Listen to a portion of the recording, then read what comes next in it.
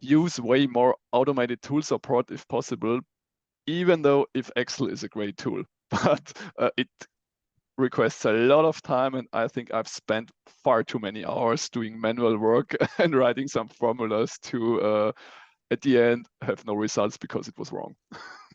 Challenge yourself and get out of your comfort zone. As you've mentioned, this industry really is very fast moving, so don't be left behind. And secondly, just ask questions and continue learning as well. I would love to learn before that it is not a data project itself, it's a mind shift across the company. So everybody needs to collaboratively work on that one. Even you are an achiever, you cannot do this kind of project without others' help. So collaboration and the communication are critical skills when you want to build that kind of project. Learn Python. I think when you can do Python, yeah, you're great. And I think maybe for the more technical people out there, I think the Bayesian statistics part, I think that's like crucial in the current world, where you model, of course, on all the data you have, but in some areas you're very certain, in some you're maybe not so certain. Being able to adjust to that, but also being able to adjust to, for example, experiment outcomes. Read the book Managing Oneself by Peter Drucker, who's a very famous business consultant. This is an older book, but it's very short, very readable. And the main thing that he says is you can't improve what you don't track.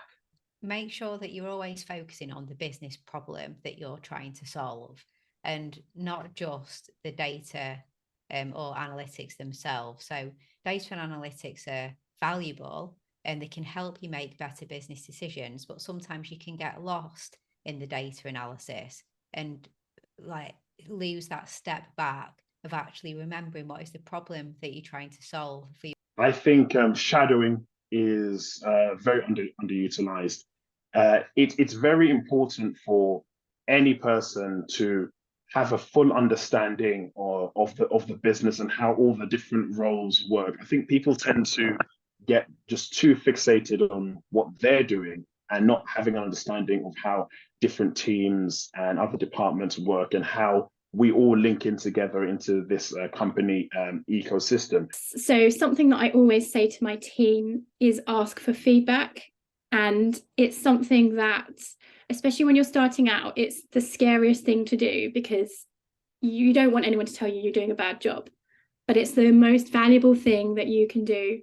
And don't just ask for it once a year. Don't wait for a yearly appraisal. Ask every single day after every task you complete.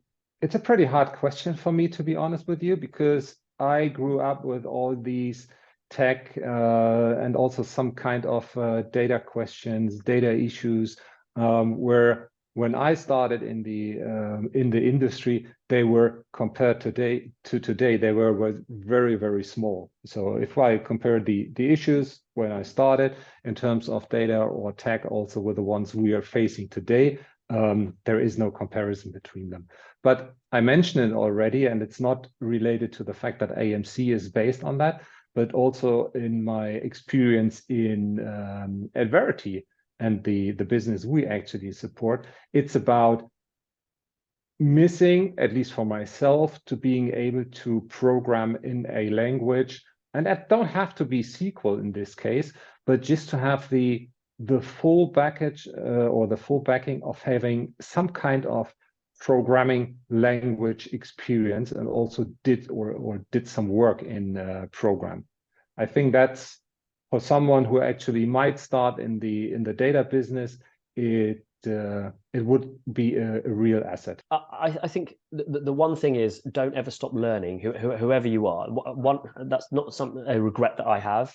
It's something that's always been synonymous with my career. I mean, I was lucky enough to take part in the inaugural Google Squared course that ran way back in 2011, or was it 2012? No, 2011. And in that, I spent 3 months at Google hearing from the industry-leading experts for every channel, every kind of Google platform, even some external ones as well, as to what weights each individual channel can carry and the importance of which. Now, my exposure prior to that was only display marketing and ad serving technology. Having been there with 82 other young, budding, hungry people wanting to know about the industry, I learned a whole host of stuff. And that really fueled my passion to make sure that I never stood still in any kind of discipline that I worked in. And I feel like if you do within the advertising industry, you're in a stream or a river that eventually the current will take you away.